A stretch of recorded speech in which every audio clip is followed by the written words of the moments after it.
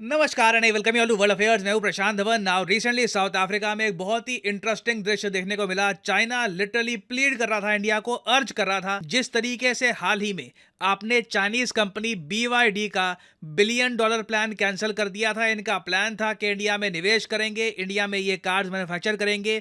ये idea India ने block कर दिया। इस इशू को लेकर ना चाइना ने इंडिया को अर्ज किया है कि प्लीज हमारे रिलेशन स्टेबलाइज करिए और इससे एशिया का बेनिफिट होगा।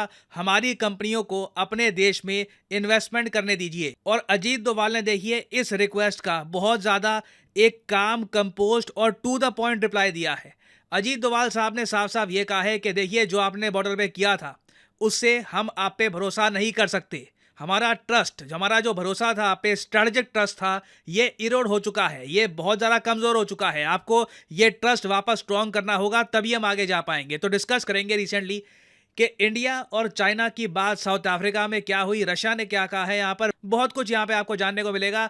मगर आगे बढ़ने से पहले आपसे पूछूंगा एक क्वेश्चन, बहुत ही इंटरेस्टिंग क्वेश्चन है। हाल ही में किस देश ने पास कर दिया है इलीगल इमिग्रेशन बिल, जिसकी आलोचना यूएन ने भी करी है। इस बिल को पास करने के बाद ये कंट्री कह रहा है कोई भी इलीगल इमिग्रेंट आया अगर हमारे देश में, चाहे वो ये कहे कि मेरे देश में वॉर हो रही है, खाने को नहीं है, मर जाऊंगा, मुझे शरण दे दो, हम उसको अपने देश से बाहर निकाल देंगे। तो बहुत ज़्यादा कड़ा ये बिल पास किया गया है। यूएन ने इसकी आलोचना करी है। बताइए कि ये बिल हाल ही में किस देश में पास हुआ है। ये है यहाँ पे आपकी ऑप्शंस, इंडिया, यूक्रेन, यूके या फिर रशिया। कमेंट सेक्शन में करिए उत्तर, सही आंसर मैं आपको दूंगा वीडियो के एंड में। ओके, तो रिसेंटली क्या हुआ कि साउथ अफ्रीका देश जो इस बार ब्रिक्स समिट होस्ट करेगा। ब्रिक्स आपको पता होगा 5 देशों का ग्रुप है, Brazil, Russia, India, China, south Africa. तो इसकी जो प्रॉपर मीटिंग है, लीडर्स की जो मीटिंग है, वो तो होगी अगस्त के महीने में। मगर उससे पहले जो इन कंट्रीज के नेशनल सिक्योरिटी एडवाइजर हैं, वो फ्रेंड्स ऑफ ब्रिक्स इनिशिएटिव के अंडर एक बहुत ही इंपॉर्टेंट मीटिंग कर रहे थे साउथ अफ्रीका देश में। नाउ ऑब्वियसली इंडिया के नेशनल सिक्योरिटी एडवाइजर हैं अजीत डोभाल, तो इंडिया को रिप्रेजेंट करने के लिए ये गए साउथ अफ्रीका। मगर चाइना की तरफ से वैंग ये यहाँ पे मौजूद थे। नाउ आप में से कुछ लोग जो जियो पॉलिटिक्स को डीपली फॉलो करते हैं, हो सकता है कि आप एक क्वेश्चन रेज करें, यह आदमी हर जगह दिखता है। जब जयशंकर साहब से बात हो रही होती है विदेश मंत्रियों की, तभी आदमी आ जाता है।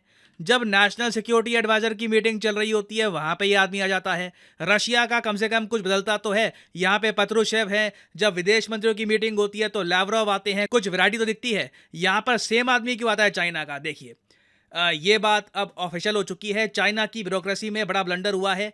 इन्होंने कुछ ही महीनों बाद, 7 महीनों बाद अपना विदेश मंत्री गायब कर दिया और अब तो इसको नौकरी से भी निकाल दिया है। जी हाँ, क्विन गैंग अब चाइना के विदेश मंत्री नहीं रहे। इन पर मैं एक अलग से वीडियो बना चुका हूं। मैंने आपको बताया था कि इन पर एक बड़ा आरोप है कि इन्होंने एक एक्स्ट्रा मैरिटल अफेयर किया है, अपनी पत्नी पर चीट किया है। एक अमेरिकन जर्नलिस्ट के साथ इनका एक बच्चा भी पैदा हुआ है। तो ये सब देखते हुए कम्युनिस्ट पार्टी ऑफ चाइना ने इनको बिल्कुल गायब कर दिया है।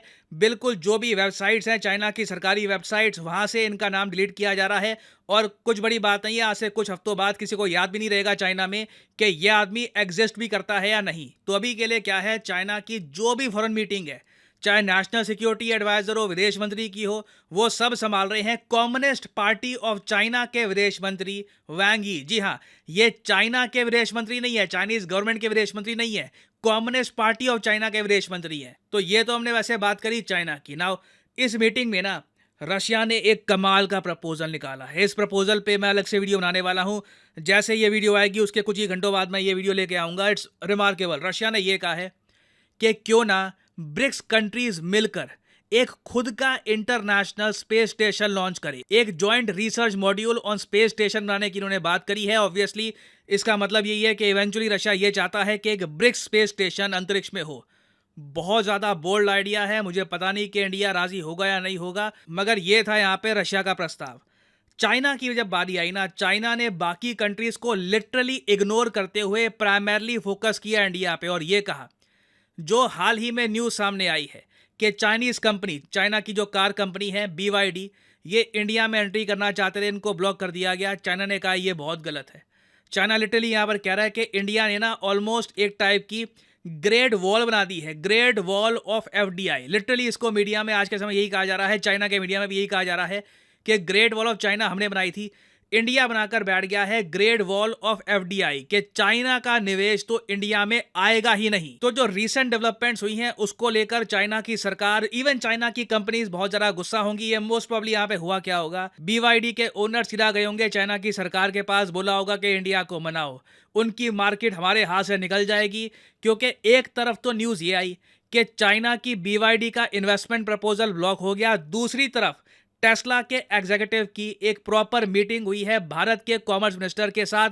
एक रोड मैप बनाया जा रहा है कि किस तरीके से टेस्ला 20 लाख रुपए की गाड़ी भारत में मैन्युफैक्चर करेगा। ये एक मेजर डेवलपमेंट है। चाइना को अपने सामने दिख रहा है कि एक मेजर मार्केट इनके हाथों से निकल जाएगी, बिलियंस ऑफ डॉलर्स की कमाई ये नहीं कर पाएंगे। तो इसलिए वांग यी ने यह कहा है कि हम बहुत ज्यादा कंसर्न है कि इंडिया किस तरीके से रेस्ट्रिक्टिव मेजर्स ले रहा है चाइनीज कंपनीज के अगेंस्ट। हर जगह चाइनीज कंपनीज को रोका जा रहा है। हम चाहते हैं कि आप ये भेदभाव ना करें, ये डिस्क्रिमिनेशन ना करें। दुनिया की फास्टेस्ट ग्रोइंग इकोनॉमी है आपको बराबर का अवसर देना चाहिए। यूएसए चाइना दोनों को चाइनीज कंपनीज के साथ फेयर ट्रीटमेंट नहीं हो रहा। तो ये सब इन्होंने यहाँ पर कहा और आगे ये भी कह दिया, देखो बॉर्डर का इशू है ना, चलो हाफ वे मिलते हैं, आधे रास्ते आप आगे आओ, आधे रास्ते हम आगे आएंगे और एक बॉर्डर का ऐसा सोल्यूशन निकालते हैं जो एक्सेप्टेबल है दोनों को। ना चाइना जब भी ये बॉर्डर सोल्यूशन की बात करता है ना, तो इसमें चाइना का एक पैकेज प्लान होता है जो आज से कई साल पहले सामने आया था, जिसमें चाइना ये कहता है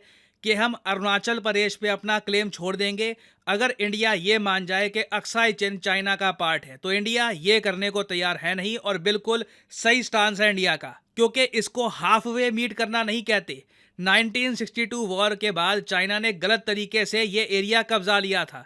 हिस्टोरिकली ये पार्ट चाइना को बिलोंग नहीं करता, कहीं से भी नहीं करता। तो इवन तो देखिए चाइना यहाँ पर बात कर रहा है कि चलिए थोड़ा सा बीच रास्ते में मिल लेते हैं, बातचीत करते हैं, इन्वेस्टमेंट आने दो। चाइना यहाँ पर कुछ कंक्रीट ऑफर नहीं कर रहा, कुछ ऐसी स्टेटमेंट इनकी साइड से नहीं आई कि हम अपनी जो मिलिट्री है जो हमने डिप्लॉय कर दी है इंडिया की बॉर्डर पे, उसे हम पीछे हटाएंगे। ऐसी स्टेटमेंट इनकी तरफ से नहीं आई है। तो ऑब्वियस सी बात है हम भी चाइना की इन्वेस्टमेंट अपने देश में नहीं आने देंगे। और एक बार जब चाइना का रोना धोना कंप्लीट हो गया, उसके बाद इंडिया के national security adviser Ajit Doval साहब ने एक वार्निंग दी ब्रिक्स कंट्रीज को। एक मैं कहूँगा अलर्ट वाली वार्निंग है कि रेडी रहो, हमें इसके बारे में तैयारी करनी होगी। इन्होंने ये कहा कि आर्टिफिशियल इंटेलिजेंस ना साइबर रिस्क बहुत ज़्यादा बढ़ाने वाली है। कोई बड़ी बात नहीं है ना, मैं ये आपको बता दूं, कोई बड़ी बात नहीं है कि भविष्य में आप एक बड़ा साइबर अटैक होता हुआ देखिए जहां पर आर्टिफिशियल इंटेलिजेंस की रोल प्ले करेगा। ये मैं आपको बता दूं, डोभाल साहब काफ़ी बार ना ऐसी चीज़ों को लेकर प्रेडिक्शन करते हैं और ये जो स्टेटमेंट है याद रखिएगा, कोई बड़ी बात नहीं है। ज़रूरी नहीं है कि इंडिया के कंटेक्स्ट में या फिर ब्रिक्स के कंटेक्स्ट में, दुनिया के किसी भी कंट्री में एक ना एक बार आप देखोगे कि एक एआई बेस्ड साइबर अटैक होगा in the near future. Now finally वापस आते हैं इलीगल माइग्रेशन बिल पे कि ये बिल हाल ही में किसने पास किया है। तो सही उत्तर है यूके। यूके देखिए आज के समय इलीगल इमिग्रेशन पर बहुत ज़्यादा कड़े कदम उठा रहा है। यूएन के एक्सपर्ट्स ने आलोचना करी है यूके के इस कानून की। ये कहा है कि इंटरनेशनल लॉ के हिसाब से ये ठीक नहीं है। कहीं ना कहीं आपको असाइलम शरण देनी होगी इलीगल इमिग्रेंट्स को, अगर वो बहुत ज़्यादा डेस्परेट हैं, उनको ज़मीन चाहिए रहने के लिए, कुछ जगह चाहिए। मगर यूके ने कहा है कि नहीं, इलीगल है तो हमारे देश से उसको हम इमीडिएटली निकाल देंगे। और फाइनली यहाँ पर मैं ये भी ऐड कर दूं कि अनअकैडमी का एक मैसिव डिस्काउंट स्टार्ट हो चुका है। 50% डिस्काउंट आपको मिलेगा ऑन अनअकैडमीज कोर्सेज। तो फॉर एग्जांपल लेट्स से आप लाइफ में एक बार चाहते हैं कि प्रॉपरली यूपीएससी एग्जाम की प्रिपरेशन करनी है, तो कमेंट सेक्शन में जाइए, यहाँ पे आपको ये लिंक मिलेगा, इस लिंक पर करिए क्लिक और यहाँ पे आप परचेज कर पाएंगे अनअकैडमी का UPSC course eight 50% discount. Usually ये डिस्काउंट होता है 10% का, कुछ दिनों के लिए ये डिस्काउंट 50% का आपको मिलेगा। बट इस डिस्काउंट को अवेल करने के लिए सिंपली यहाँ पर कोड डालिए PD10 और प्राइसेस अपने आप गिरना स्टार्ट हो जाएंगे। You will be able to save a lot of money, so use the code PD10 and save money. इसी नोट के साथ ये है वीडियो कांत। Thank you for listening and as I always say, may the gods watch over you.